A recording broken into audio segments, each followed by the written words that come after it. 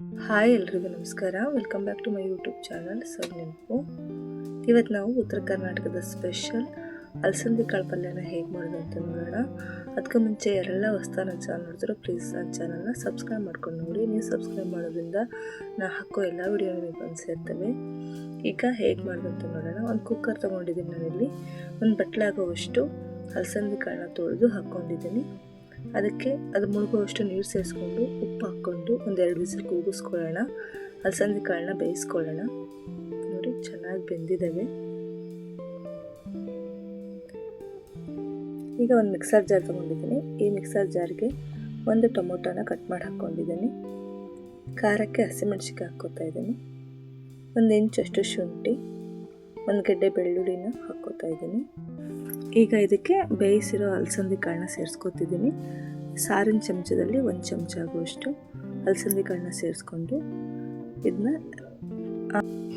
ಇದಕ್ಕೆ ಈಗ ಒಂದು ಸ್ಪೂನ್ ಆಗುವಷ್ಟು ಧನಿಯಾ ಪುಡಿ ಸೇರಿಸ್ಕೊತಾ ಇದ್ದೀನಿ. ಚಿಟಿಕೆ ಅರಿಶಿನ ಸೇರಿಸ್ಕೊಂಡು ನುಣ್ಣಗೆ ರುಬ್ಕೊಂಬರ್ತಾ ಇದ್ದೀನಿ.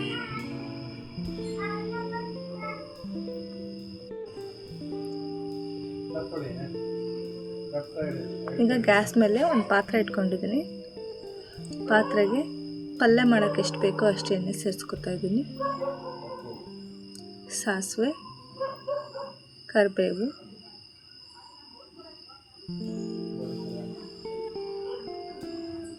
ಒಂದು ದೊಡ್ಡ ಈರುಳ್ಳಿನ ಕಟ್ ಮಾಡಿ ಇಟ್ಕೊಂಡಿದ್ದೆ ಅದನ್ನು ಇವಾಗ ಸೇರಿಸ್ಕೊತಾ ಇದ್ದೀನಿ.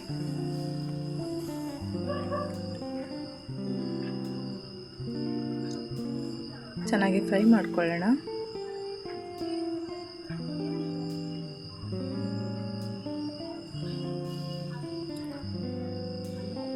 ಈಗ ಇದಕ್ಕೆ ಕಟ್ ಮಾಡಿರೋ ಒಂದು ಟೊಮೊಟೊನ ಸೇರಿಸ್ಕೊತಾ ಇದ್ದೀನಿ.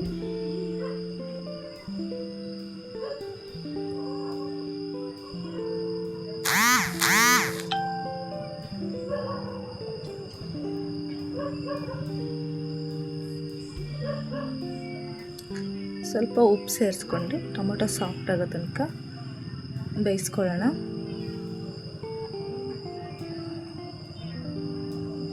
ಈಗ ಇದಕ್ಕೆ ರುಬ್ಬಿರೋ ಮಸಾಲ ಸೇರಿಸ್ಕೊತಾ ಇದ್ದೀನಿ. ಉಪ್ಪನ್ನ ಸ್ವಲ್ಪ ನೋಡಿಕೊಂಡೇ ಹಾಕ್ಕೋಬೇಕು, ಯಾಕಂದರೆ ಕಾಳು ಬೇಯಿಸೋಬೇಕಾದ್ರೆ ನಾವು ಆಲ್ರೆಡಿ ಉಪ್ಪು ಹಾಕಿದ್ದೀವಿ, ಅದಕ್ಕೋಸ್ಕರ.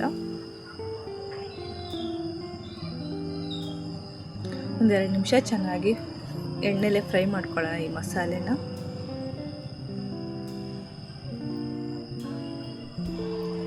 ಸೈಡಲ್ಲೆಲ್ಲ ಇನ್ನೇನು ಎಣ್ಣೆ ಬಿಡೋಕ್ಕೆ ಸ್ಟಾರ್ಟ್ ಆಗುತ್ತೋ ಆವಾಗ ಬೇಯಿಸಿಟ್ಕೊಂಡಿರೋ ಅಲಸಂದಿ ಕಾಳನ್ನ ಸೇರಿಸ್ಕೊತಾ ಇದ್ದೀನಿ.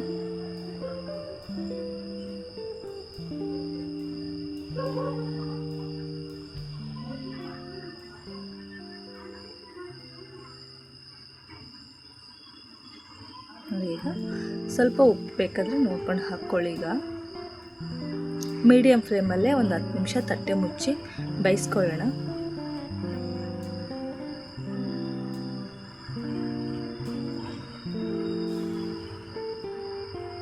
ಒಂದು 5 ನಿಮಿಷ ಆಗಿದೆ.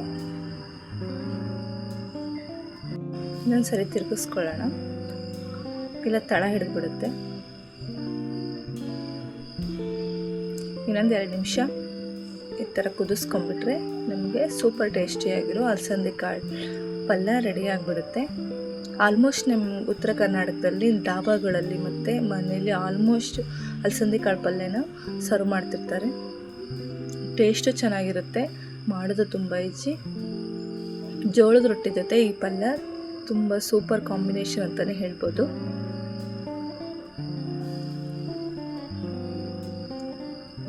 ನೋಡಿದ್ರಲ್ಲ ಈಸಿಯಾಗಿ ಅಲಸಂದಿ ಕಾಳು ಪಲ್ಯ ಹೇಗೆ ಮಾಡೋದು ಅಂತ.